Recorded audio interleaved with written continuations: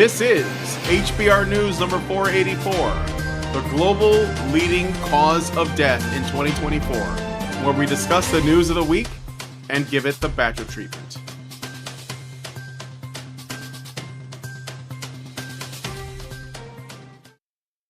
Hello, everybody, and welcome to Honey Badger Radio. Hope you guys are doing well this week and you're laughing at all of the absurdities or the winning so that you are not consumed by it. I am your host, Brian, and I'm joined by, as always, my lovely co-hosts, Hannah and Dr. Randermacam. Sorry, I was just finishing up my dinner of chicken wings, and some of them have not fully entered into my subsystems for processing. But anyway, enough about what I eat. This week we're going to be talking about, we have like 3 stories that we're going to get through, which will include things like, the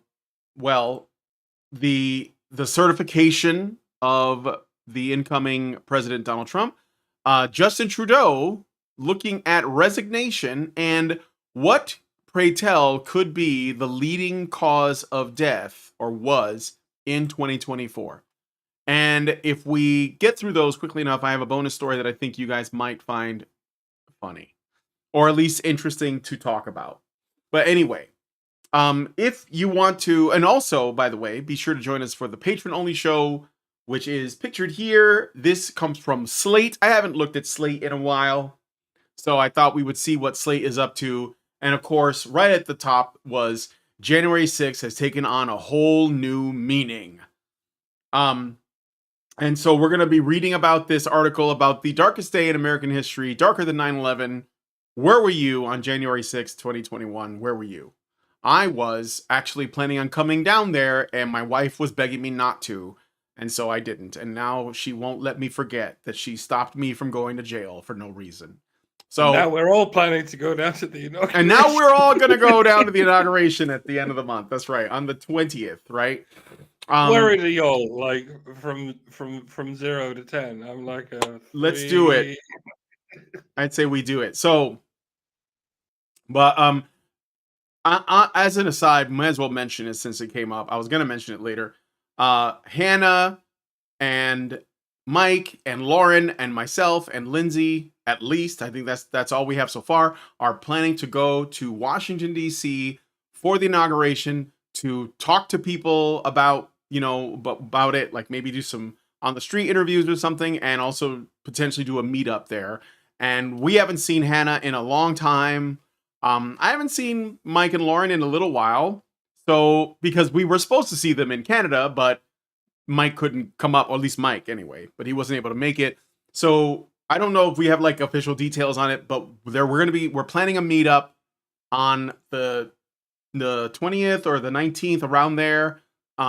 So be on the lookout for more details as they come out. But that's this month, Inauguration Day, Washington, D.C.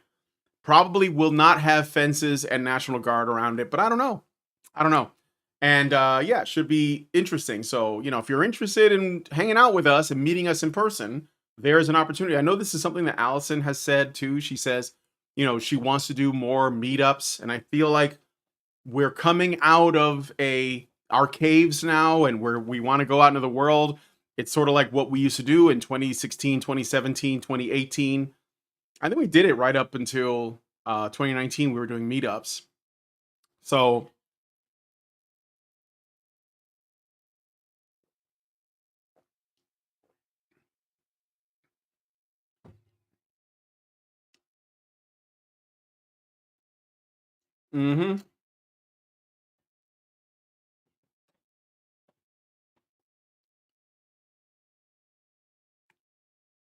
yes.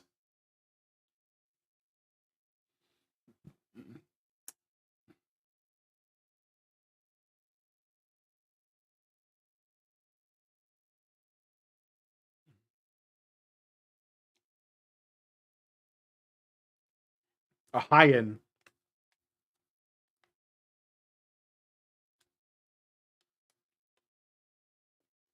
Oh, I have to wait, hold on, Hannah. I'm sorry. I didn't have your link for your voice because you came in right right at the end there. So I got to add it in now so that people can hear you. So I'm sorry, guys. Just a moment. Yeah, I know they can't hear you right now. They should be able to hear you now, though. So go ahead and tell us again what you were saying about Okay. the meetup, mix-up About meetup. the mix-up meetup. Yeah, I had started back during the Gamergate controversy doing a meetup every year, the mixed-up meetup, which is for Badger adjacent people. So not just MRAs, not just people involved in the Gamergate controversy, but everybody, anti-feminists, all the people that listen to us and discuss the issues with us and everything. And we did two of them. We had two of them, and I probably won't be able to do it every year, but I am planning to get one started this year. So, Karn, if you're listening, I'm tapping you for help planning it because it's going to be a pain in the butt. Karn is one of the Badger friends from here in Ohio. So, he didn't get hit with the weather I got hit with this week, though. So I'm a little spacey today because Oh, I've did been you guys get operating on hit about with 2 hours of sleep. Yeah. I was up at 6 a.m. chipping ice off of my car. Oh. Which no one in Virginia was prepared for because we don't get snow here very often. So I got 2 hours of sleep after my 12-hour work shift on Saturday night. Mm-hmm. Then I went to a family event. Then I got called into work early. Then I worked a full 24-hour shift, non-sleeping. Then I got another 2 hours of sleep, and I worked from 9 p.m. to 9 a.m. So that's another 12-hour shift. And then I came home and couldn't sleep, and boom. I hate it when that I'm happens. here with you guys. Yeah. Well, it's one of the things that happens sometimes if you don't get enough sleep. You can't stay asleep. Like I started to doze off, something woke me up, and that's it. I won't sleep till tonight. Yeah, I hate I'll that. have to be physically exhausted before I can get to sleep now. So, but it's just the thing. It's how it works. So, the greatness Tired and indoors said wired. my peep problem seems to be solved. No, I can kind of no, hear they're it, but listening. They can hear it. it's okay. It's okay. Try not to Yeah, freak out, guys. I mean, Yeah. we'll I don't know. It's either an issue with the mic, an issue with the connection. I don't know. Could be even an issue I with guess Video Ninja. We'll see. I'll listen in the after show. I've never had that happen before, but it is possible. Yeah, I don't So know. I've had the issue with Video Ninja, but I don't know if we've had the issue with um when we do Discord. So yeah, it might be though. That might be the microphone itself because, like I said, I've had this microphone for a long time. yeah, yeah. Well, I'm checking. I did a little bit of playing around with the options a little bit in your mic. It might be less of an issue, but it's still going to be there somewhat. All right. Anyway, so I got before let's get into the stories, but we're going to be looking at this thing in the patron only show. This is January 6th is taking on a whole new meaning. We're going to look at that. I'm sure it's going to be whinging about, insurrection. There's some people, even though I think most of us have moved on, I'd like to believe that. There's some people who just can't let it go. And I don't know if it's like ignorance as a choice or what. But before we get into the stories, I did get one super chow right at the beginning from Meredith G. Thank you, Meredith, for $5. And she said, HBR News 484, honey for the badger, stay safe when in DC and stay warm. Yeah, I don't know how cold it's going to be because, there's been this ice storm. That's what we got hit with in Virginia. So I don't know, it's supposed to get pretty cold tonight, but I've cleaned off my car. I think I'll be fine for the next coming couple days. But we'll see if we get more snow. We don't usually get a lot of snow here, but sometimes you get hit and everybody acts shocked, oh my God, snow in January? Well, crazy.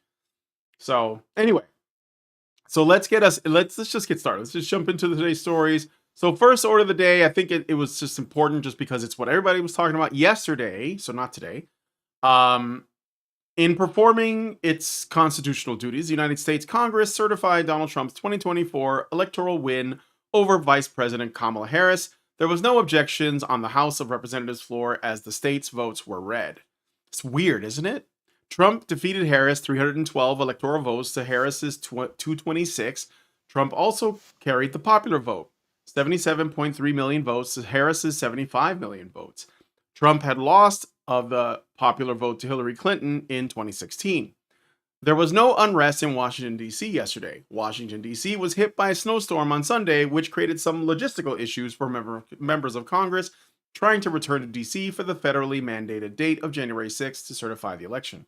Trump is currently on track to be sworn in on January 20th. We're going to be there, 2025. Trump is currently facing sentencing on Friday, January 10th, with regards to the New York hush money Stormy Daniels case.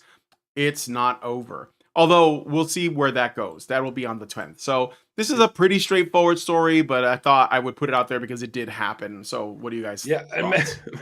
many of you will have watched the mainstream media coverage of yesterday's ceremonial event. We're sort of watching the thing you're seeing on the Hill right now. I mean, not the event itself, but the pundits talking over it at the likes of CNN and whatnot. You'll probably have noticed the same thing I noticed about the commentators and the general thrust of their talking points.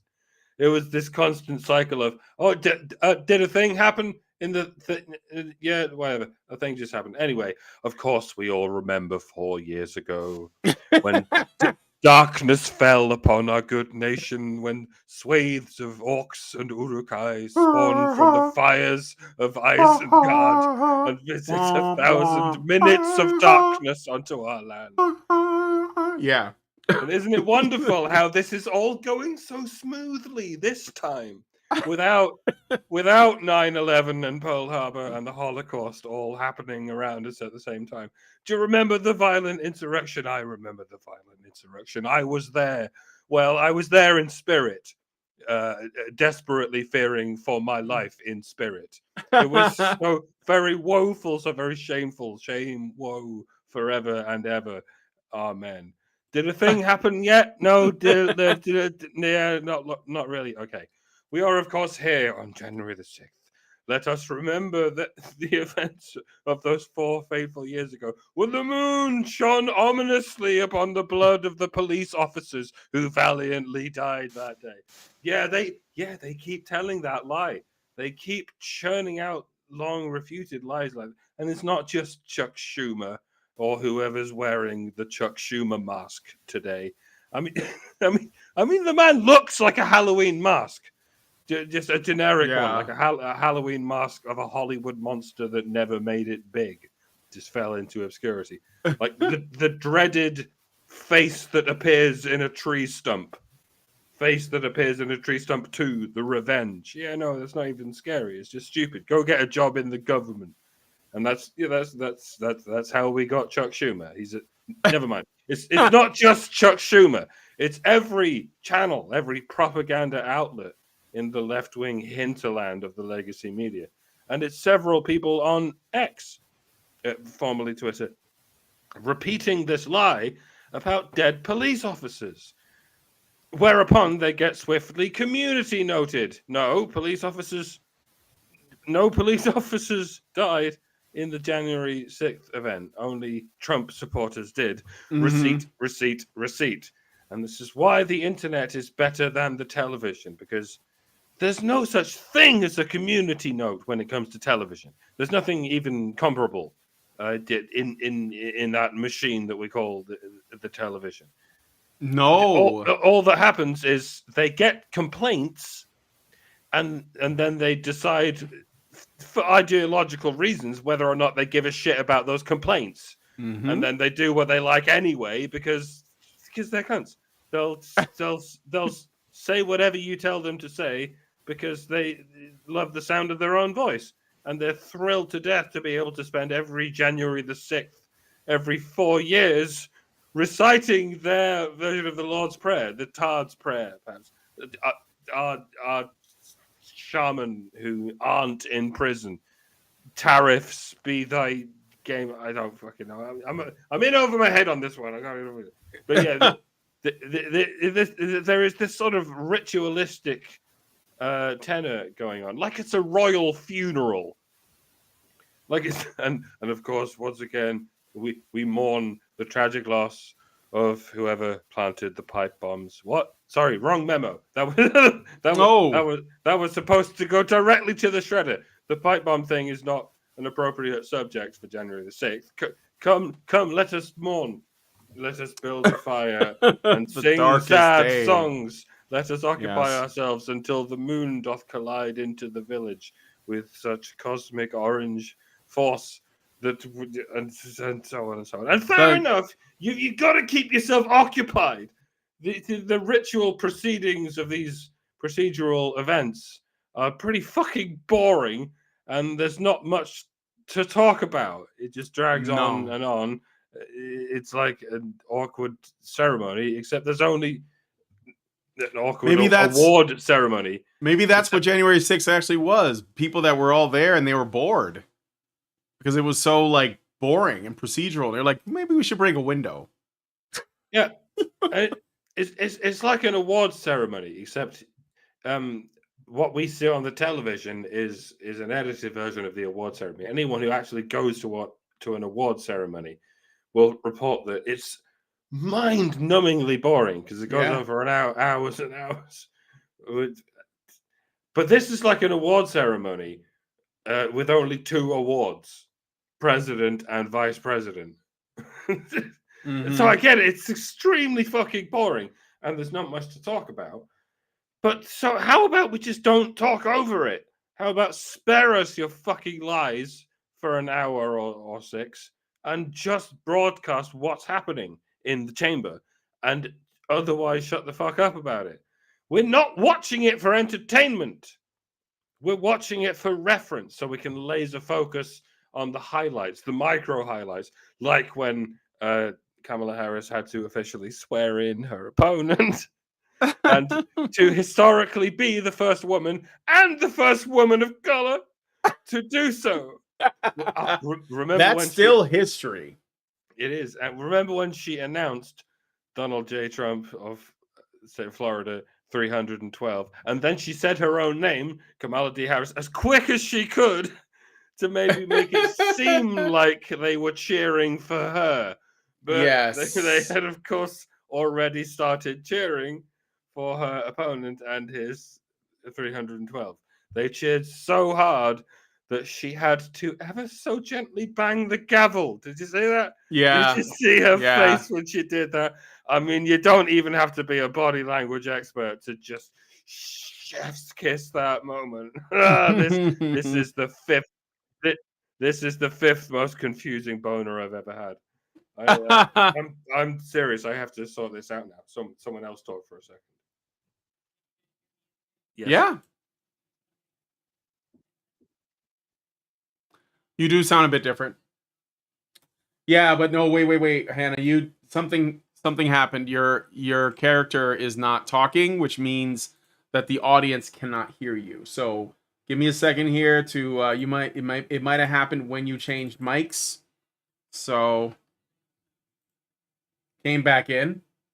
I see.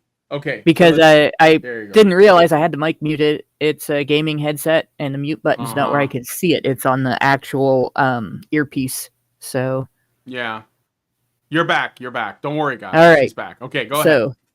Okay, so now we've identified it. Unfortunately, the beep is definitely from my Sennheiser. It is a microphone issue.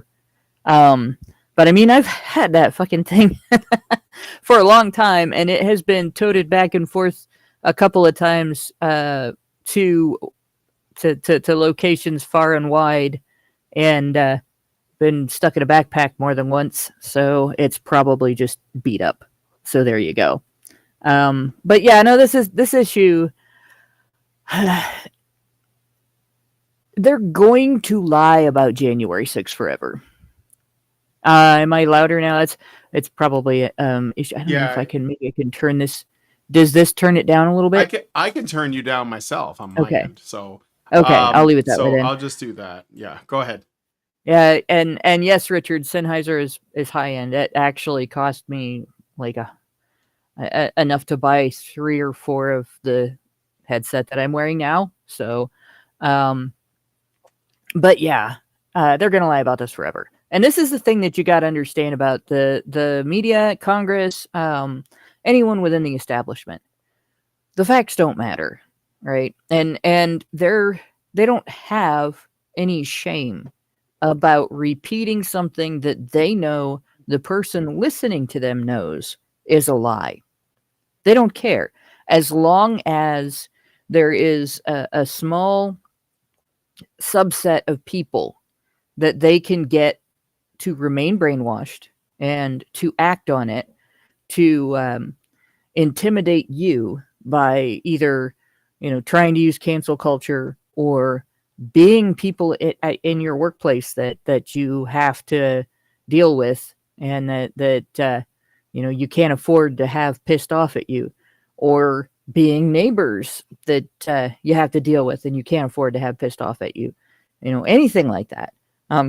They can repeat this narrative and let you know that that the powers that be, your bank, right, the establishment in your community, your kid's school, anything that you need to work properly for you, anything that you need access to, that narrative is their marching orders.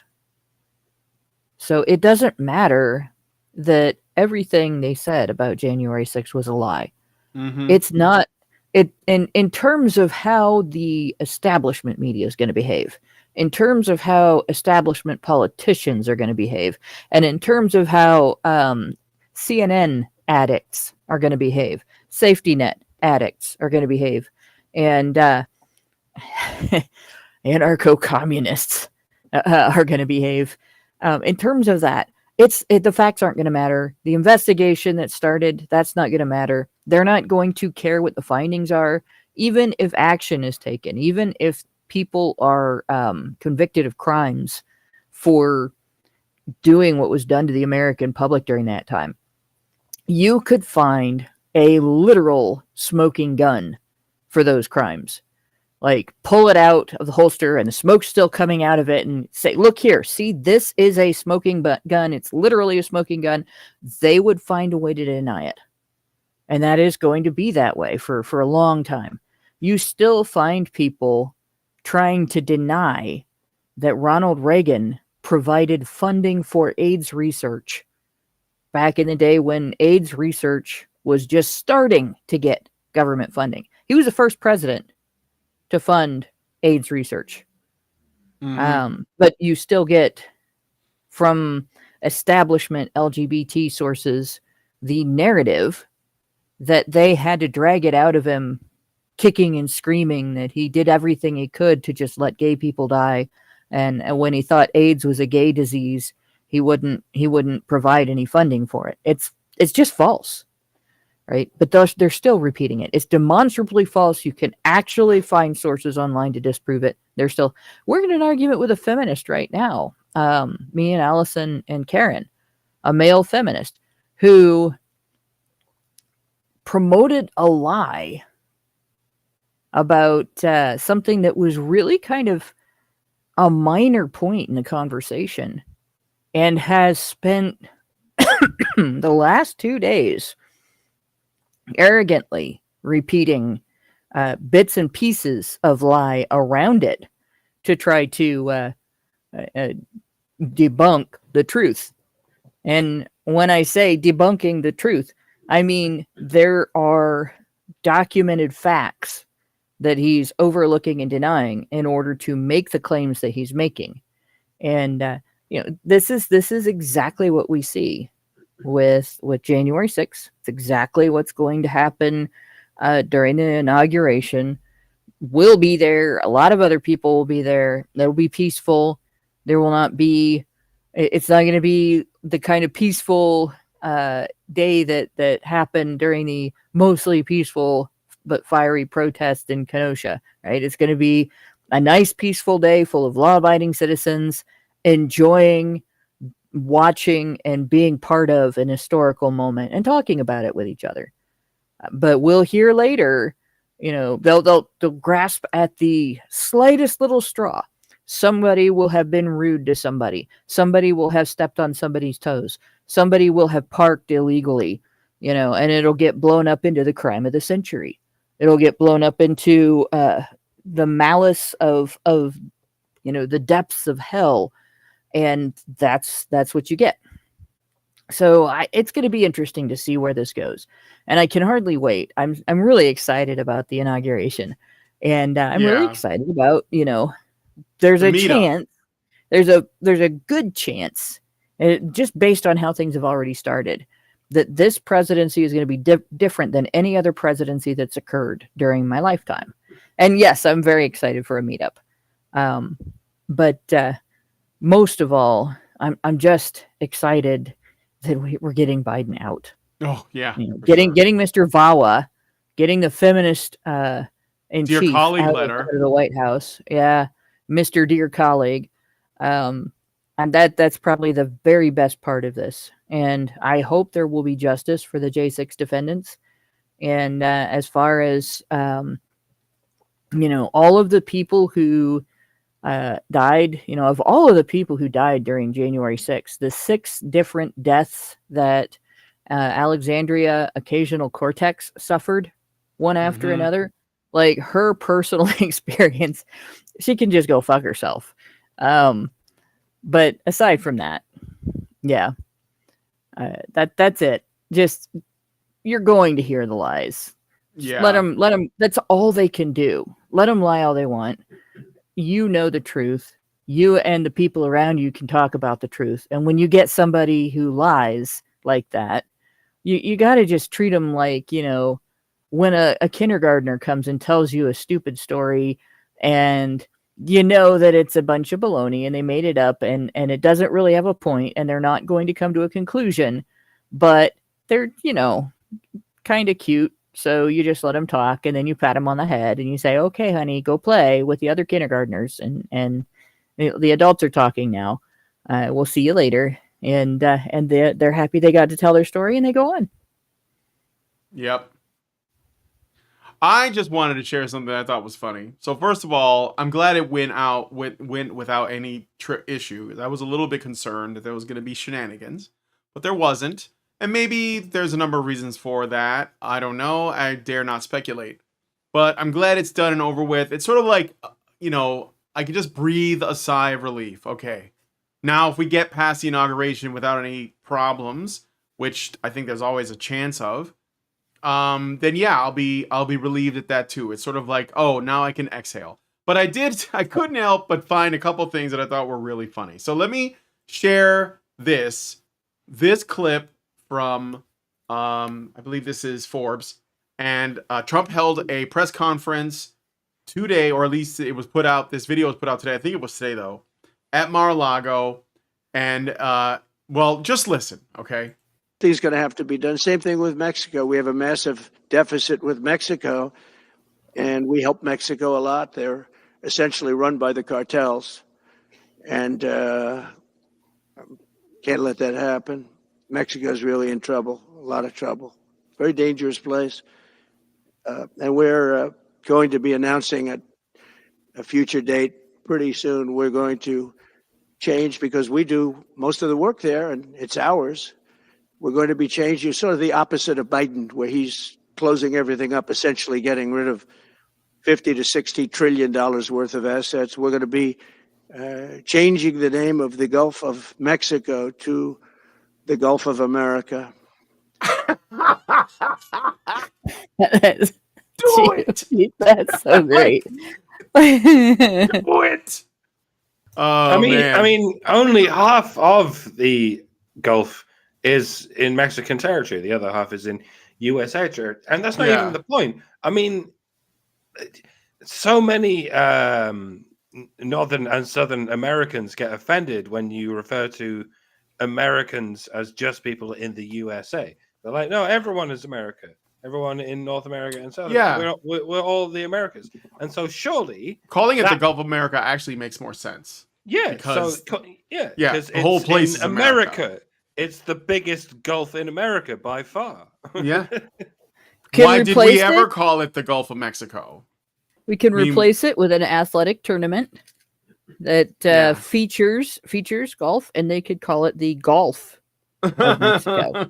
No. Yes, but yeah, yes, no, we must. It's true, because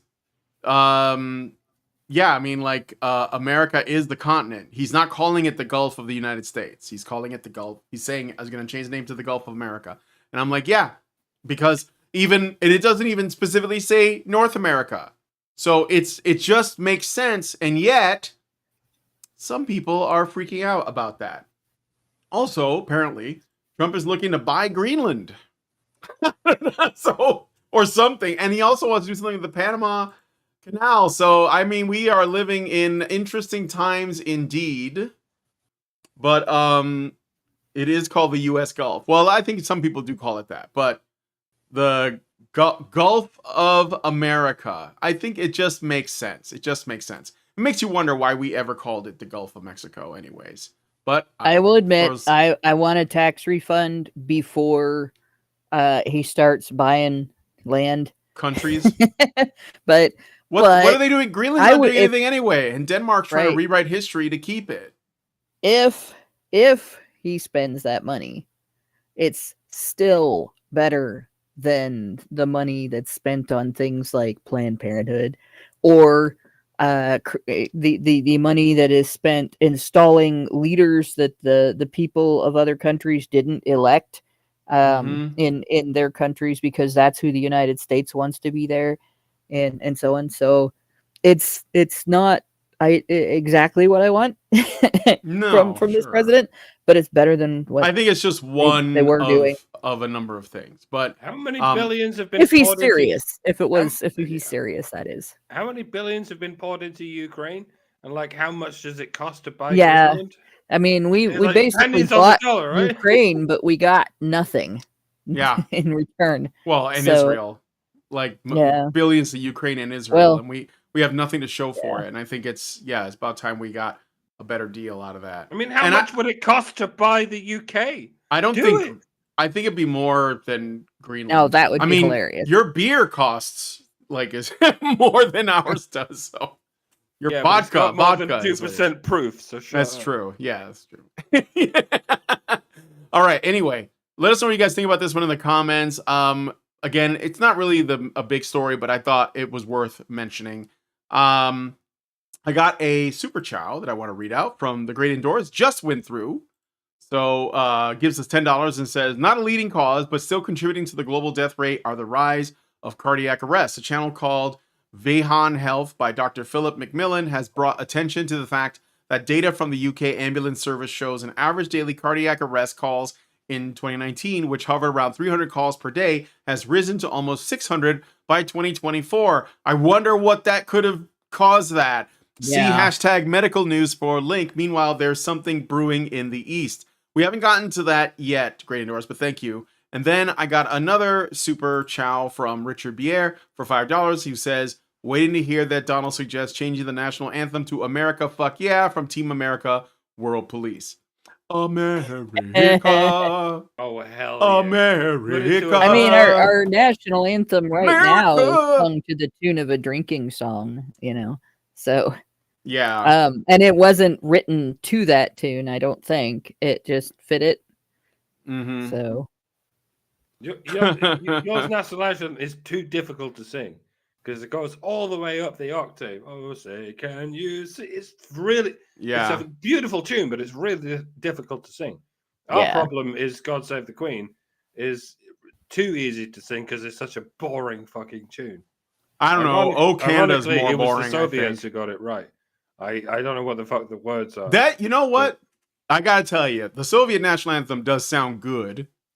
It's a banger, my dude. And the Nazis, they have good taste in clothing. I'm just saying it's true, okay? Hugo Boss, that looks good. I'm just saying. Those are never cool eaten any Nazi clothing, so I have no idea. Sorry, this is what happens when I get punch drunk from lack of sleep. The puns get amped up a little bit. Yeah. And they get worse. I can't help it. I can, but I refuse. We have things to learn from even the most evil of institutions. We can take the Hugo Boss uniforms, and we can take the fucking Soviet anthem, and we can make it all. We can build everyone up from the best. When it comes to the modern authoritarians, multicolored hair and nose rings, it doesn't do anything for me. They haven't found their, wherever their angle is. It just isn't hitting, in my opinion. But anyway, and hairy armpits on women and hairy legs. I'm just not into it. Anyway, let us know what you guys think about this one in the comments. I'm gonna move on to the next story. This one a little bit more interesting potentially. So in a speech given yesterday, Canadian Prime Minister Justin Trudeau has announced his intention to resign from his position. Trudeau had asked for an extension of the current session of Parliament so that a successor from his Liberal Party can be chosen to replace him. Trudeau will serve until March 24th, at which point his Liberal Party successor will assume the position. Trudeau gave his reasoning for stepping down in his speech by stating, quote, Parliament needs a reset, I think. So remember when he said everybody else needed a reset? I think needs to calm down a bit and needs to get to work for Canadians. Removing me as the leader will fight the next election for the party should decrease the polarization that we have right now. End quote. Pierre Poilievre, current leader of the Conservative Party, stated, quote, nothing has changed, end quote, in regards to the situation. He also referred to Trudeau's resignation as a political maneuver and a trick. Poilievre and his Conservative Party currently hold a 20-point lead over the Liberal Party in the upcoming federal election, which is due to take place by October 20th. You guys got a long way to go. So Trudeau out, potentially. But maybe they will replace him with something worse. Always two there are, a master and an apprentice. But was this the master or was this the apprentice? Yeah. Okay. Well, he's not a master debater. He might be. Yeah. I mean, he got some allegations, so. It is day 2 of has Justin Trudeau been arrested yet? And if not, why not? Yeah, right. Breaking news, Justin Trudeau has not been arrested yet, and we do not know why. We assume him to be hiding in another country, heavily bearded and at the bottom of a hole in the ground in the shape of Saddam Hussein. But I believe he's going to go back home to Cuba. But we'll get him, lads. We'll get him. Don't you worry. We'll drag him out of there by his feet, heavily bearded as he is, and we'll carry on dragging his face across the desert gravel through the shards of broken glass and AIDS needles until that pretty face of his is as black as he so loves it being. And then we'll hang him. We'll hang him until dead. Not with a rope, but with cheese wire. And not by his neck, but by whatever remains of his balls. And that will be a tight noose, ladies and gentlemen. I believe I heard about that kind of torture from a Wu-Tang Clan album. But, I mean, in this case, we're talking basically the eye of a needle. We're going to snap open that trapdoor, and in an instant, those little raisin balls of his are going to pop like a zit. A tiny glob of dark ectoplasm is going to fly off and hit someone in the glasses. And Justin Trudeau's finally completely emasculated body will drop to the dungeon floor, where it will be slowly eaten alive by Canadian geese. Canada needs this. Canada wants this. And above all, Canada deserves this. They need a fucking break from all the goddamn woke. This isn't just coming on the heels of 9 years of Trudeau's regime. Trudeau's regime is just the icing on the cake. The cum on the shit stack, if you will, of a century of feminist, socialist, oikophobic, wanky-ass bullshit, for which Canada has been the canary in the coal mine. Mm-hmm. All too often. It's no coincidence that Canada got state-sponsored euthanasia before the rest of us. This is a race to the bottom of the bowels of Cthulhu, ladies and gentlemen, and Canada has been the plucky underdog, winning the race down the spiral for some time now, and something really needs to be done to help boost the morale of our good brethren, the noble and polite Canadians, to help pull their country out of the corkscrew-shaped hole of woke madness. And I know it sounds archaic of me, but sometimes the best way to boost morale is with a good old-fashioned ritual sacrifice. I'm not talking about sacrificing a goat or a lamb or a child, because that's meaningless. There's no catharsis in sacrificing the innocent, in my opinion. Although, I suppose that often is the point in many a religious system. You have to sacrifice the innocent because the innocent have souls. Justin Trudeau has no soul. It left his body years ago. At the moment of birth, actually, is when it left his body.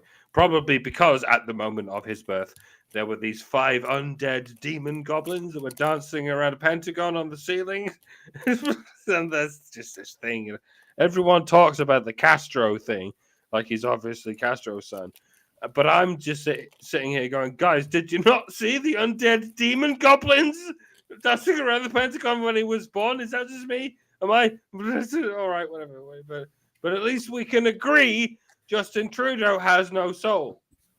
Yeah. And so it would be meaningless to sacrifice Trudeau's soul when it's clearly not there. It has long since been consumed by the Dark Lord Cthulhu and all his minions. Yeah, okay, I get it. But no, I in fact disagree strongly. I am not interested in punishing souls. To whatever degree in which anyone might believe in souls, I am not interested in punishing them. By their very nature, they are perfect, after all. It's just like there's no such thing as a bad person. There's no such thing as a bad soul. There's only the things they do. I am interested in punishing symbols, inscriptions, those harsh lines temporarily scraped into the goo of the natural world. By their very nature, they are imperfections, after all. See, it's about symbols and souls. It's like yin and yang. We should punish symbols, for they are everything. We should not punish souls, for they are nothing. They are the nothing. And Justin Trudeau is not a soul. He is a symbol. What he symbolizes is something that quite swiftly needs to be ritually sacrificed. Like maybe not necessarily on a breaking wheel or by the blood eagle, as much as I'd love to see that, or by what's that one where they make a hollow metal sculpture of a bull and they burn you alive inside it? That one? Just imagine your body. I've heard of it, but yeah. Your body writhing inside that sort of hyperspeed with no escape from this 1,000-degree claustrophobia, like several phobias overlaid on top of each other. I have a phobia of burning alive in a metal bowl. Yeah. I think that's scary. I think that does tend to be something that most people would. I don't know if it counts as a phobia though, because a phobia is don't put an me down for irrational fear. Yeah, I don't think that's irrational. Yeah, it's not very irrational to fear And being. Now, if you feared that it was going to happen at random, that might be a little more. But honestly, irrational. Part of me wants exactly that to happen to Justin Trudeau. I'd love to hear just how high pitched his squeals would be as the bull roasted him. It'd be like a baby. It'd be exactly like a baby screaming inside a microwave as it. This is maybe the 3rd most confusing boner I've ever had. But maybe I'm going too far. All right, whatever. Maybe putting him in a human cheese toasting machine would be a bit much, even for Justin Trudeau. But what I'm saying is at least arrest him. Can someone at least arrest him? Like, this comes at a time when I really should be focusing on Keir Starmer. I have every reason to be saving these elaborate torture fantasies for the idiot bastard son of Frankenstein who is currently nosediving my own country into the heart of the devil's anus. But the worst crime of which we can accuse Keir Starmer so far is overseeing and paradoxically overlooking the mass rape of British children. Now, that is, of course, nothing short of a treasonous scandal for which he should indeed be hanged by his floppily doppelis. But at least he hasn't yet enacted an emergency act reserved specifically for times of war on a domestic front for the sake of facilitating such things as the mass rape of British children. But that's essentially what Justin Trudeau did. He enacted an emergency act reserved for war scenarios. And why did he do this? To prevent Canadians from protesting against mandatory lethal injections. That's what happened. Maybe many a history book might neglect to frame it like that, but that is exactly what happened. Like, Keir Starmer may have figuratively declared war on his own people, especially recently, but Trudeau literally declared war on his own people for the sake of enforcing pestilence on his own people. That's two of the horsemen of the apocalypse right there. Yeah. The other two being death and famine. That's where you get the state-assisted self-deletion thing. Yeah. And how's it going with your farmers, Canada? Are you getting the thing yet? Have you reached that chapter, the one where the government declares war on farmers? Oh man, that one's a hoot. Let me know how yours goes when it finally happens to you. Yeah, see, British politicians had the good sense to introduce these draconian laws, one small slice at a time, incrementally, so nobody notices. So they could always claim to be one step ahead of the law without breaking that law.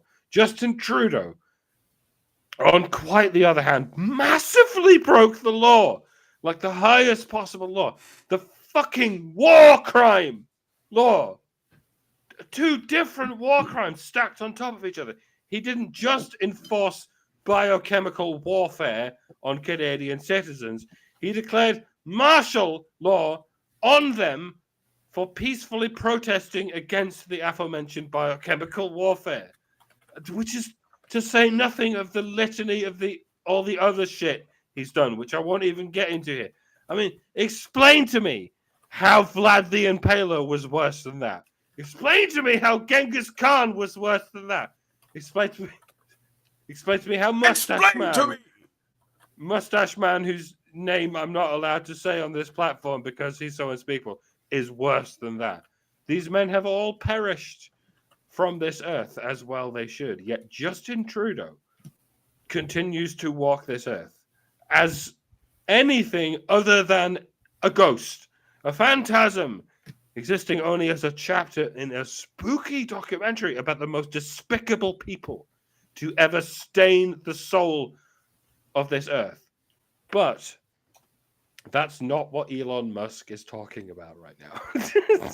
He's interested in Britain's decades-old scandals right now. All right, fair enough. That's quite a gift horse, and I won't go and look it in the mouth. It's just a little bit unsettling that we found ourselves talking about whatever Elon wants to talk about. I can't help but feel rather used, a rebound relationship after Elon got ratioed on the whole H1B thing. Yeah, I think he's just retreating into something easier. But I didn't pick that as a story because everybody else is already talking about it, and I don't. Yeah. I'm like, whatever. Billionaire guy has obvious opinion on obvious problem, News at 11, right? But yeah. I mean, obviously, where was it? Oh yeah, no, I was finished. In summary, I am ambivalent, which for me is a good sign. I'm usually black-pilled. At the moment, I'm taking black pills nested inside white pills. They look like black-eyed peas, or like frog spawn, like the yin yang thing. White M&Ms. Exactly. All right, I'm actually finished now. Sorry. Okay. So we're calling him Governor Trudeau now, by the way. I don't know if you guys know, but this is Trump's latest thing where he, what is it? Lying Ted and, low energy Jeb, Governor Trudeau. And it pisses off. You know what? Like, I told Lindsay about this, and she said, I know that Canadians are mad because Canadians get their news from CNN. They don't even get it from the CBC. They get it from CNN. So That's bad. I mean, and like, MSNBC. That's the news they're that probably the Canada majority gets of about the CNN's States. viewers. Yeah, they might be. Well, anybody in an airport is really like Mm-hmm, the majority. Yeah, if you're in an airport, a doctor's office, or waiting for the bus, you're probably watching CNN. Yeah. So, but yeah. It's yeah, interesting though. Trump gets elected, Trudeau resigns. It's yeah. he can't handle the president. That's basically it. He could probably bully Biden, or Well, they were just on the same page. he bullied you his know. own citizens. He Yep, froze their bank yep. accounts. You didn't even But have you to. It really wasn't just the truckers. It was people who donated to the truckers that weren't even at the right, trucker right. rallies. They got their bank accounts frozen. So, Yep. But you can't bully Trump. You can't bully someone who doesn't give a flying fuck what you think because he knows he's right. Right? mhm. And that's Trump. He doesn't give a flying fuck what you think. He is not going to care if you do or say nasty things, and there isn't really a shitload that Canada can do, honestly, that it is going to have much of an effect if we end up at odds as countries. They're not like it's not like they can be, they could turn around and say, oh, no oil from us, but we are not drilling our own oil, and we could be. So that's not really a threat. Yeah. Like, we have access. There is nothing that we get from Canada that we can't get in the United States. The only reason that we trade is basically because our politicians have allowed that to be the case. They've made that the way that we do things.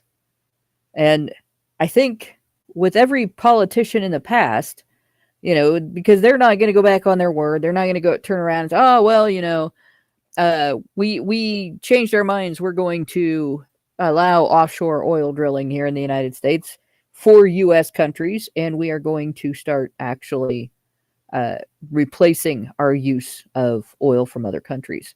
We're not going to get it from the Middle East. We're not going to get it from Canada. We don't even have to transport it across Canada. We're going south to get it, and we only have to transport it across the U.S. Canada would be kind of fucked in terms of negotiating there. So yeah, he really has nothing, and that's why he left. He's completely emasculated, and that destroyed, his I think his iron fist maybe shattered a little bit. Yeah. When Trump called him Governor Trudeau, and I would feel bad for the guy if he wasn't such a fucking asshole. Like, loose fucknut running through the streets. Somebody go get him and put his helmet on and give him something to eat and put him to bed, because he really is done. And Yeah. I'm glad to see it, because he was not. I mean, being an asshole to his people, being dangerous to his people, trying to kill his people is all. It's as bad as many other leaders have been. But on top of that, he took the backbone of his country's trade, and he was rotten specifically, uniquely to them, on top of everybody else. Mhm. Like, you can't do that to truckers. If you're going to pick on people, don't pick on truckers, don't pick on farmers, don't pick on your trade unions, right? Don't pick on your industrial workers. Maybe go find somebody that nobody likes, like bankers. Pick on the bankers, the big ones though, because I've learned in the last few years that some of the small bankers are pretty decent people, actually. Yeah. So yeah, for sure, Mr. sure. Trudeau can be he can go fuck himself now. He's free to do so because he quit. Mm-hmm. He took his ball and went home. Mm-hmm. All right. Well, yeah. So let us know what you guys think about this one in the comments. I don't have a lot else to add. I think it just seems like, I don't know, man. Like, I don't know. With all this, it looks like a lot of winning, and it's a little bit scary. Like, I'm starting to feel like we live in a simulation, and someone just started a new game, or somebody else took the controller, or whatever. I don't know. Like the little Somebody put in the was Konami playing, code. and the big brother came and said, "Give me that! You're ruining everything." So anyway, let me know what you guys think about this one in the comments. We're gonna move on to the next story. Okay, so this could be the last one, just based on how long it might take. So there is this survey that is done, or this meter that's put out by this website called World Meter, which basically does a number of statistics around health and death and sickness and these kinds of things. And it found the number one leading cause of death was abortion. And this is the thing that's really interesting. Like, whatever your thoughts on abortion are, that's fine. But just listen to this data regardless. Set aside what your opinions are, whether you're pro-life, pro-choice. It's sort of, I want to say it's irrelevant, because if you look at the scale of this, okay, maybe it will cause some gears to turn, make you wonder about why this might be. And I think that's what I thought about. So abortion is the leading cause of death globally, not just in the United States, everywhere in the world in 2024. With a record of 45.1 million unborn babies killed in the womb, according to data provided by Worldometer. This number surpassed all other major causes of death. You know which one came in second? So abortion, 45.1 million.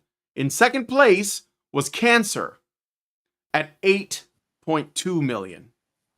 Smoking at 5 million. HIV/AIDS with 1.7 million. Traffic fatalities, 1.35 million. And suicide at 1.1 million. The total deaths from all causes other than abortion amounted to 62.5 million, which meant that abortion accounts for over 42% of all human deaths in 2024. Statistics highlight a significant disparity in abortion rates among demographics in the United States. So it's everywhere. It's globally bigger, but it's also in the States particularly, it's bigger. According to the Centers for Disease Control, you know who the winners of abortions are in the U.S.? Black women. They have the highest abortion rate of any demographic, with 24.4 abortions per 1,000 women. Whereas white women have the lowest rate at 5.7 abortions per 1,000 women. This results in black babies being aborted more than 4 times the rate of white babies. The Reverend Clenard Childress Jr. has noted that 52% of all African American pregnancies end in abortion. More than half of all black female pregnancies end in abortion, leading some to describe the situation as a genocide. These figures underline the ongoing debate over the implications of abortion on different ethnic groups and its status as a leading cause of death globally. So Hannah's the one who brought this to my attention, so I thought I would let her speak to this specifically. So there you go. Go ahead, Hannah. So yeah, first thing I want to say, I mean, this isn't the first place that I've said this. So I said this to somebody in a DM on social media. So I'm actually going to look at that before I say this and make sure I'm wording it the way that I prefer, right? So I've been listening to different people talk about this, and I've been listening to people talk about the single mom issue, the birth control issues, the forced marriages, and so on. And when it comes down to it, there's a lot of condemnation for black women, because of the abortion issue, because of the single mom issue, because of not getting along with men in their communities and so on. But I am not really sure that it's all about their skin color or who they are, how they're raised, anything like that. I think it's more about the difference between which men are cowed and which men got fed up and finally decided to tell them to fuck off. So this culminated in kind of an epiphany. I was watching a Hodge Twins podcast. Yeah. And I'm wearing one of their shirts right now. yeah, and Made in America. Yeah. It's one they just posted, and they had Tommy Sotomayor on, and I was just like, oh God, I have to see this. Oh, dude. Tommy and I had a blast at ICMI 2019. We were laughing our asses off. But anyway, go ahead. I've done 2 ICMI speeches, right? For both of them were for the only way that I could do it without really working very hard to overcome my stage fright, which is an irrational phobia. And I will do it if needed, but I'll whine about it the whole time like a little bitch. But in ICMI 2019, we had a speaker that started talking about the importance of shame, and then she blew it, in my opinion, by blaming the fathers for unwed parenthood. And I went up and I said, you really can't just do that, because men can take the blame all you want. Men may be able to step up and do a lot of earning. Men may have a lot of things they can do. But who had the keys to the uterus? Who had control? Who had the right to say no, enshrined not just in local law, not just in social standards, taboos even, but in federal law? Not the men, right? So for me, the issue isn't just it isn't just a matter of like, well, women are this way and black women are worse. It's not like that. I think what has happened, because I actually, even among the men's rights movement, I very unfortunately saw a lot of head bombing from white guys. And yeah, it is, a guy is better off if he keeps it in his pants, because there can't actually be a pregnancy that was his fault if that happens, as long as he doesn't get raped. And if he does, all bets are off, because, the state's going to say it's his fault. But it's still her fault if she let something into the uterus. She has the keys. It's her body, her responsibility, right? So what I said in the DM that I was talking about, and I scrolled past it here, but I'm watching this, and it reminded me of that moment when I got up and went and talked to her.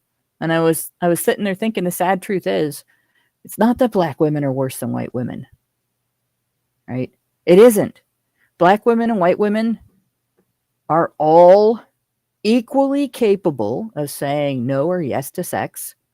We all have equal access to birth control. Everybody is allowed to walk into a pharmacy. There are no pharmacies that say anybody can come in here and shop except you black women, right? And they're not getting followed around the store and accused of stuff, because when we who worked in retail are looking for shoplifters, it's 16-year-old white girls that we're worried about. The shoplifters that are black, they're not coming in and taking one thing, and they're not coming in and taking birth control. There are gangs that are coming in, and that's one of the reasons why you have to get a special thing taken off of, a lock taken off of Rogaine if you buy it. So there's no reason why they can't get it. No reason why they can't get that birth control. They're not worse. It's that white men are more browbeaten into compliance with women's interests under the "look what you did to her" narrative that gets used to impose imbalanced obligation on unmarried fathers, when the women had the keys to the uterus the whole time. And my guess is probably the first MGTOW, at least in the United States, were black. And people probably just called them deadbeats because that attitude already existed. And we didn't start hearing about MGTOW until white guys started using the label. But that is a fact. They're not worse. It's just that The men finally got fed up, turned their backs, and walked away because there's no winning in that situation. So when it comes to abortion and the black population being the biggest aborters, my take on it isn't about condemning black women as being worse than white women. It's about asking a question of the black population, right? Who would be the biggest voting bloc in America if there were no black abortions? Who would be the biggest voting bloc in America if every black fetus got to be born and got to be a black little kid and then eventually a black voter? Right? That's a question you should be asking yourselves. And if you want to end the issues that still exist in the country today, in the United States, my suggestion is start there. Start looking at growing your population. Stop aborting, start raising your kids together. But that's going to rely on black women being better than white women. Because your guys aren't brow-eaten. So you're going to have to work with them. That's a toughie. Now, in terms of the abortion thing, like I said, the keys to the uterus, women have it. We hear all the time how violent men are, right? Hashtag men are violent. 95% of or 99% of violent crimes are committed by men. And when you talk about men being victimized, well, the perpetrators are men, so it doesn't count, right? But the leading cause of death in the world is something only a woman can do. It's an act of violence that only a woman decides to engage. Men do not abort, right? They can pressure, they can encourage, they might be able in some places, they can probably force, but women are the ones who allow to be created an unwanted baby and then kill it. And instead of doing any other choice that they could have done, instead of making any other arrangements for that child. Women are the most violent people. Women will take the most helpless human beings there are to a medical hitman who is going to stick forceps inside and rip that little body limb from limb. And not only will they do that, but they will vote only on that issue after 800 years of men defending and evolving voting around their own service and their own obligations. Women use it to protect being able to have your baby ripped limb from limb right before birth or killed with salt poisoning, right? Women are violent. So the next time somebody tells you women are not violent, you can point out this article. And before they start saying it's not alive, from conception, from implantation, the zygote meets every criteria to be considered a living organism, right?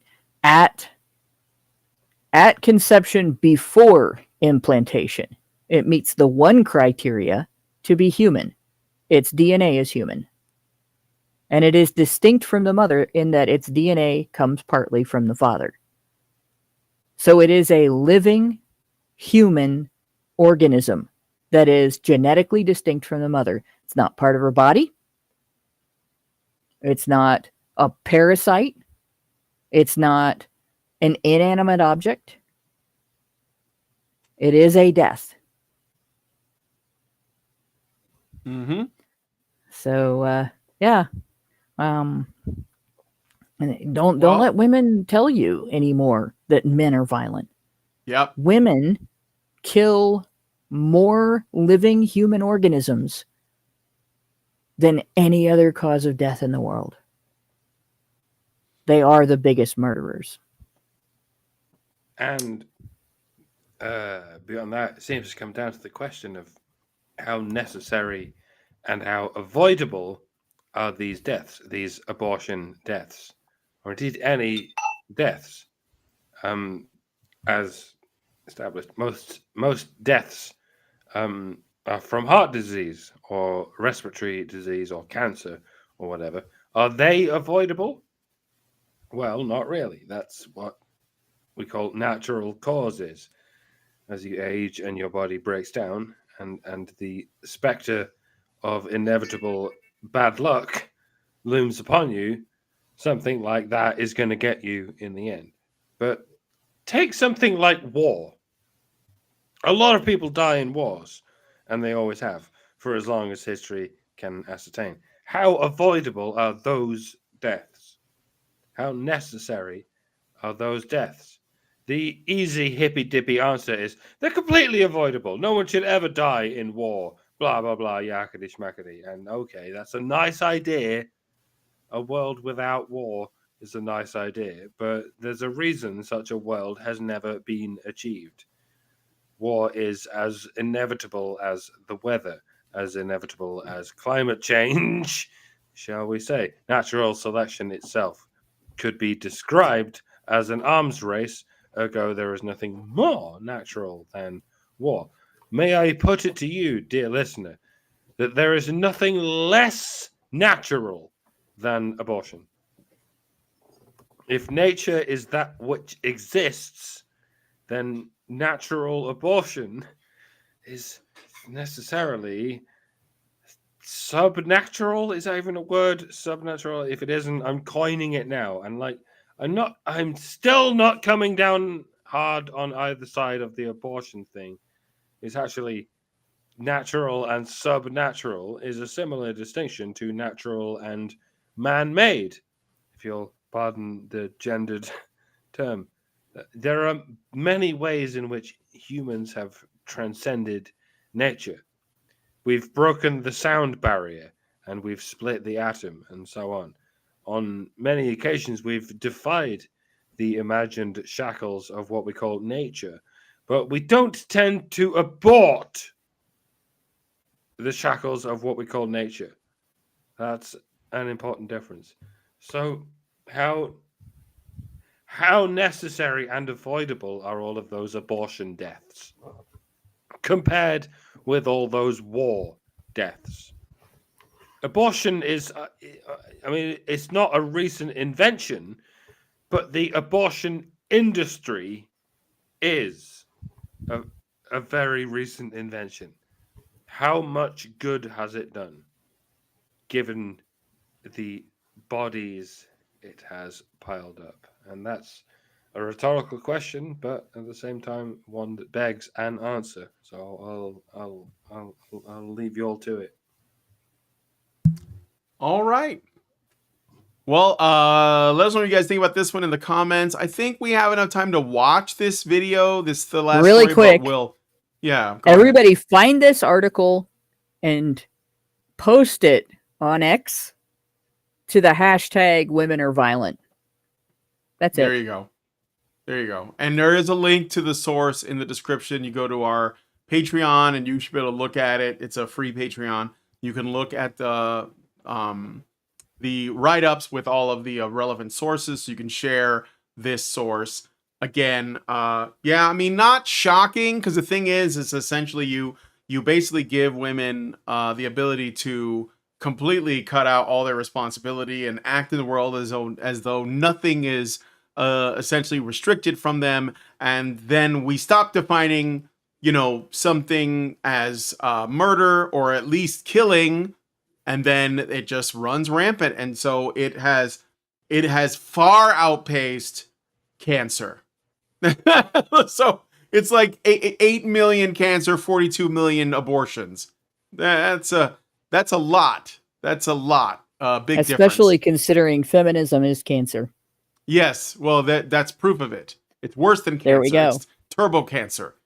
So anyway, let us know what you guys think about that one in the comments. I think I'm going to play this video, but we're not going to talk about it. But I'll leave you guys to discuss. This is Mark Zuckerberg making statements about got his curly hair back. Yeah, I know. He grew his Jew fro back. He's making statements about the future of his platform Meta, which is, I think it's basically like a combination of Facebook and Instagram and Threads.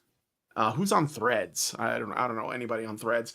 But yeah, we're just gonna play this in part, and then I'll let you guys talk about it in the discussion. Before I do, though, I did get a super chat that I meant to read from Zeranx, who gave us $5 and said, the current U.S. black population is said to be 41.1 million. Just think about that. Yeah. Well, like less. If you are a child in the womb of a black woman, you have less than half a chance, like less than 50% chance of living. Like that's how high your odds of being murdered in the womb is. It's insane. All right. Anyway, I'm going to play this all the way through. Probably shouldn't be an issue with Forbes. So we're going to get back to our roots. I'll play a little bit faster. Focus on reducing mistakes, simplifying our policies, and restoring free expression on our platforms. More specifically, here's what we're going to do. First, we're going to get rid of fact checkers and replace them with community notes similar to X, starting in the US. After Trump first got elected in 2016, the legacy media wrote nonstop about how misinformation was a threat to democracy. We tried in good faith to address those concerns without becoming the arbiters of truth. But the fact checkers have just been too politically biased and have destroyed more trust than they've created, especially in the US. So over the next couple of months, we're going to phase in a more comprehensive community notes system. Second, we're going to simplify our content policies and get rid of a bunch of restrictions on topics like immigration and gender that are just out of touch with mainstream discourse. What started as a movement to be more inclusive has increasingly been used to shut down opinions and shut out people with different ideas, and it's gone too far. So I want to make sure that people can share their beliefs and experiences on our platforms. Third, we're changing how we enforce our policies to reduce the mistakes that account for the vast majority of censorship on our platforms. We used to have filters that scanned for any policy violation. Now, we're going to focus those filters on tackling illegal and high-severity violations. And for lower-severity violations, we're going to rely on someone reporting an issue before we take action. The problem is that the filters make mistakes, and they take down a lot of content that they shouldn't. So by dialing them back, we're going to dramatically reduce the amount of censorship on our platforms. We're also going to tune our content filters to require much higher confidence before taking down content. The reality is that this is a trade-off. It means we're going to catch less bad stuff, but we'll also reduce the number of innocent people's posts and accounts that we accidentally take down. Fourth, we're bringing back civic content. For a while, the community asked to see less politics because it was making people stressed, so we stopped recommending these posts.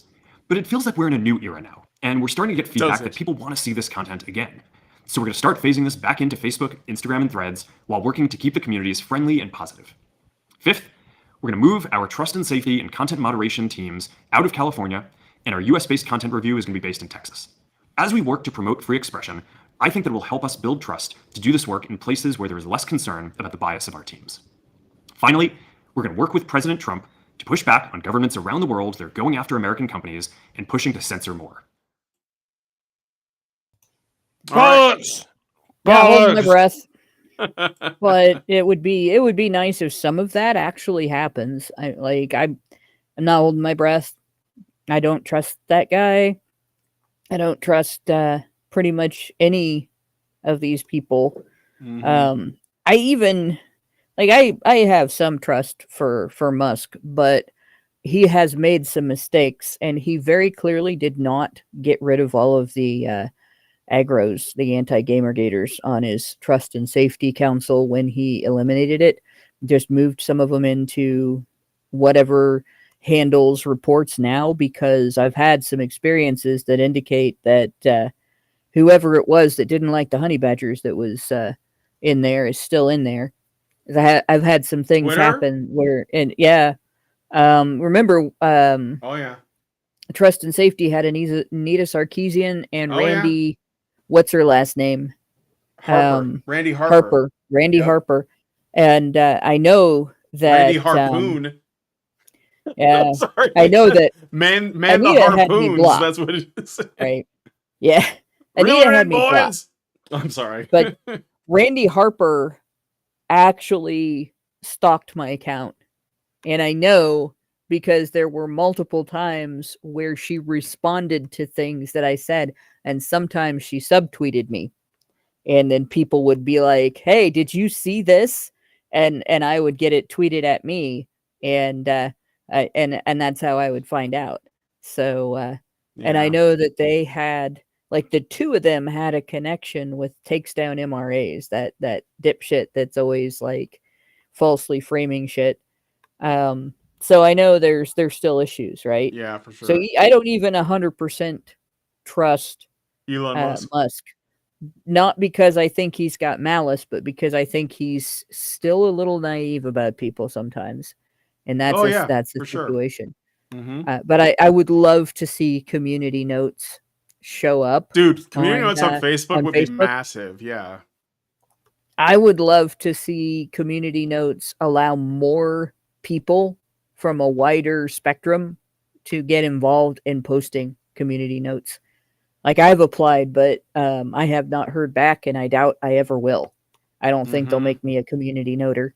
So, that there's still going to be at least a little bit of limitation, at least a little bit of bias, or maybe you have to be somebody bigger, to be able to do that. But Yeah. we'll see. Little Yeah. tiny shreds of We'll hope. see. We'll see. I don't believe Mark Zuckerberg is actually. Human? I think, well, it's not that. I don't think there's a real personality in there anymore. I think Mm. he has created a persona, Well, yeah, he looks and like the when upgraded ChatGPT. And that's basically when it's a little bit more when the human. time comes after he's done with that persona and the winds change a little bit, he just creates a new persona, and I think that's Mhm. what we're seeing now. Chameleon, yeah. Yeah. All right. Yeah. Well, I thought I would put it out there because it's, free speech is a big thing that we talk about in the show. And we do stream to Facebook, and we do have people that only watch us on Facebook. Yeah. So it's important that we see what's going on there. There used to be a very lively and active Facebook group. It was called I think it was called the official Honey Badger Radio or Honey Badger Brigade Facebook group, and it wasn't run by us. It was run It by, was a fan group. it was a fan group, but it was a big, big page, and it got taken down by Facebook, like, I don't know, a while ago. And, Yeah. it was years ago. It was like 2016 or something when it happened. And the people that were, it was, like I said, there was lots of content there. Yeah, it And they were wasn't even really, over specific content. It was no, literally over their association with us. yeah, yeah. So I guess, like, I don't know, like, I think because I can still look at that page, like, on, because I have an admin, I'm an admin of the page, so I can look at it, but it's considered hidden. So Mhm. I just reached out to anybody that's on my Facebook and asked if any of them are involved with that. If maybe we can, like, put together like a letter or ask Facebook to bring it back, because it was a nice community, even though it was on Facebook. And I think Mark Zuckerberg needs to compete. Like, Threads, nobody's using it. Instagram is like, it's a very specific audience. Like, it's thoughts. That's basically what thoughts and celebrities. And Threads is what was his competition for X or Twitter, and it's doing nothing. So Blue Sky is more successful than Threads, and Blue Sky is Wow. a garbage fire. So yeah, so he's basically like, I gotta fix Facebook. I think at the very least there's a pragmatic, reason for it.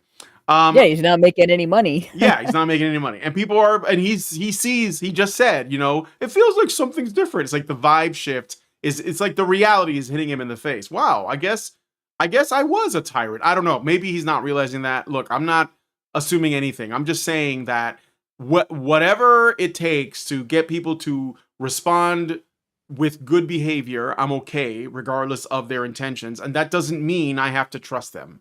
It just means that, like, it's the market doing its thing, and now you have to respond or die. So, not literally die, but your company dies. All right. Anyway, I got some super chat. I'm gonna read it, and then we're gonna get out of here. So Sarathis gives us $5. Thank you, Sarathis. Says, I tell pro-aborts that abortion should be legal and free, but for POC only as reparations. Okay, and thank you for that. But that sounds like some Margaret Sanger shit. Mr. It's funny, Playlist they will Man. call you racist, but Yeah. then they won't admit that abortion of mostly, black babies, or at least aborting black babies in a much higher number per capita is a genocide. Yeah, it's definitely a trap. And then I got $20. Thank you, Mr. Playlist Man. Really appreciate it. I don't know what to play for you. I guess I'll play Take this. sugar. No, thank you, Turkish. I'm sweet enough.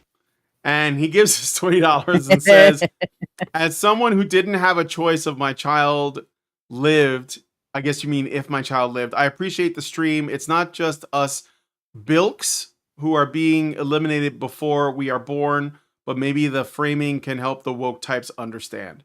Thank you for the The really super heartbreaking chat. thing. People don't realize the impact on a man when he knows he's a father, and there's been at least enough time for him to solidify in his mind, I am a father. My girlfriend, wife, mother of my baby is pregnant with my baby. I am a father. Mm-hmm. And then she aborts. Right? Yes. There is a change in brain chemistry and a change in hormonal output in a man when he becomes a father, and he is he knows it, and he's with the mother. Like, it's not a situation where she like screwed him and then went on and do something else somewhere else some other night. And so one of the most heartbreaking videos on this subject that I've seen is and it's posted all over Twitter, but I'm not sure if I could find it quickly and easily, was a video of a guy outside an abortion clinic on his knees begging his girlfriend not to abort. I remember that. He went in and did it anyway. And he was just broken. And I cannot imagine, one of the things about giving birth that is sort of a trigger for postpartum depression is that you never have an equal opportunity to the opportunity that you have when your body is literally the shield for your child, to protect your child the way that you can when you're pregnant. Right? Everything after that, your child is exposed to the outside world and can be affected by things that aren't happening directly to you. And it's a scary thing. That's the first scary moment, really, after realizing that you're a parent in the first place. And I just can't imagine having that it hits you all at once, that not only do you have zero way to protect your child, but the person you should have been able to trust the most with your child's safety is about to kill him. All right, well, thank you for the super chats and super chats, guys. Really appreciate it. We're gonna get out of here. So we're gonna go now to look at this article from Slate and find out what it is they're gonna say. If you want to join us, you have to become a badger yourself by going to feedthebadger.com /subscribe and starting a monthly subscription. $5 a month will get you into our Discord server where you'll be able to watch all the additional content. You can also just check out the Discord for free by going to badgernation.online, and that will give you access to some of the more populated rooms, but maybe not the exclusive content. But yeah, check it out, see if you like it. Maybe you'll want to join us. Thank you guys so much for coming on the show. If you guys like this video, please hit like, subscribe if you're not already subscribed, hit the bell for notifications, leave us a comment, let us know what you guys think about what we discussed on the show today, and please, please, please share this video because sharing is caring. Don't forget too, we are going to be doing or trying to host a meetup for inauguration. We will have more details as soon as we can get that organized, but I think we're getting very close to that. And please, please, please share this video because sharing is caring. Thank you guys so much for coming on today's episode of HBR News, and we will talk to you guys in the next video. See you next Tuesday. Men's rights activists are machines, dude. Okay? They are literal machines. They are talking point machines. They are impossible to fucking deal with, especially if you have a couple dudes who have good memory on top of that too. Holy shit, you're fucked.